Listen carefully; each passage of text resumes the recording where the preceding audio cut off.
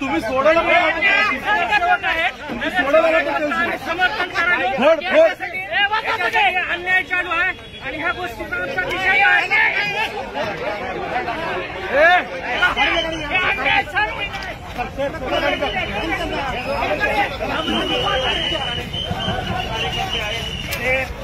कोर्टासमोर आलेले आहेत। अनेक जे या ठिकाणी कराडचे समर्थक जे आहेत या ठिकाणी दाखल झालेले होते त्यांना आता पोलीस घेऊन जात आहेत।